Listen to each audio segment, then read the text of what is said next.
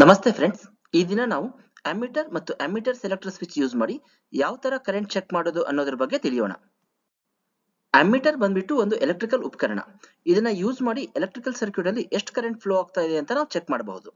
Current measure ಮಾಡುವ unit ampere ಆಗಿರುತ್ತೆ. Ammeter ನ ನಾವು ಯಾವಾಗಲೂ ಸೀರೀಸ್ ಅಲ್ಲೇ ಕನೆಕ್ಟ್ ಮಾಡಬೇಕು.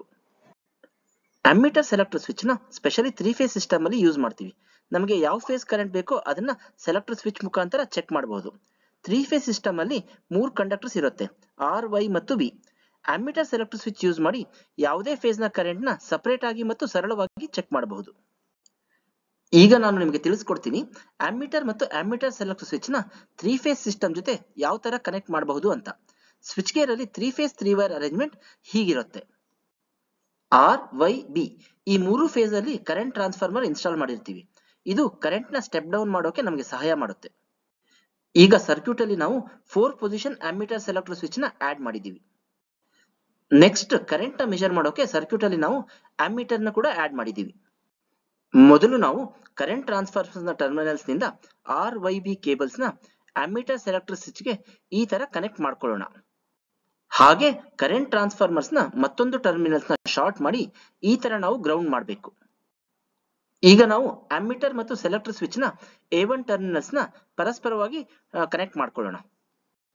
ಸೇಮ್ A2 ಟರ್ಮಿನಲ್ಸ್ ನ ಕೂಡ ಅಮ್ಮೀಟರ್ ಮತ್ತು ಸೆಲೆಕ್ಟರ್ ಸ್ವಿಚ್ ನಡುವೆ ಈ ತರ ಜೋಡಿಸ್ಕೊಳ್ಳೋಣ.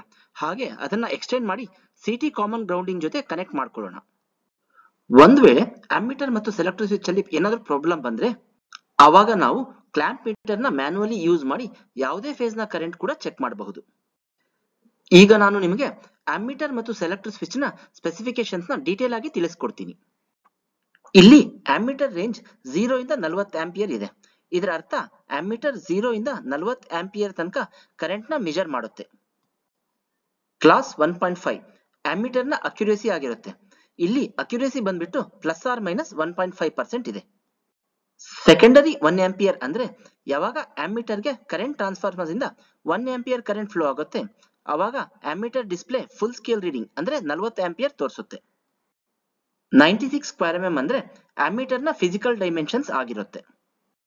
90 ಡಿಗ್ರಿ ಅದರ ಅರ್ಥ ಅಮ್ಮೀಟರ್ ನ ಡಯಲ್ 0 ಇಂದ ಫುಲ್ ಸ್ಕೇಲ್ ರೀಡಿಂಗ್ ಅಂದ್ರೆ 40 ಆಂಪಿಯರ್ ತೋರ್ಸೋಕೆ 90 ಡಿಗ್ರಿ ಡಿಫ್ಲೆಕ್ಷನ್ಸ್ ಆಗುತ್ತೆ. ಈಗ ಸೆಲೆಕ್ಟರ್ ಸ್ವಿಚ್ ಸ್ಪೆಸಿಫಿಕೇಶನ್ ಬಗ್ಗೆ ಹೇಳೋದಾದ್ರೆ 4 ಪೊಸಿಷನ್ ಅಂದ್ರೆ ಸ್ವಿಚ್ ಅಲ್ಲಿ 4 ಪೊಸಿಷನ್ ಇರುತ್ತೆ, R, Y, B ಮತ್ತು ಆಫ್ ಪೊಸಿಷನ್. 6 ಆಂಪಿಯರ್ ಅಂದ್ರೆ ಸೆಲೆಕ್ಟರ್ ಸ್ವಿಚ್ ಅಲ್ಲಿ ಇರೋ ಕಾಂಟ್ಯಾಕ್ಟ್ ರೇಟಿಂಗ್ ಮ್ಯಾಕ್ಸಿಮಮ್ 6 ಆಂಪಿಯರ್ ಆಗಿರುತ್ತೆ. ಹಾಗೂ ಕೊನೆಗೆ ಡೋರ್ ಮೌಂಟೆಡ್ ಅಂದ್ರೆ ಸೆಲೆಕ್ಟರ್ ಸ್ವಿಚ್ ನ ಡಿಸೈನ್ ಮಾಡಿರೋ ಉದ್ದೇಶ ಡೋರ್ ಮೌಂಟ್ ಮಾಡೋಕ್ಕೋಸ್ಕರ, ಅದಕ್ಕೋಸ್ಕರ ಇಲ್ಲಿ ಡೋರ್ ಮೌಂಟಿಂಗ್ ಅಂತ ಬರ್ದಿರೋದು.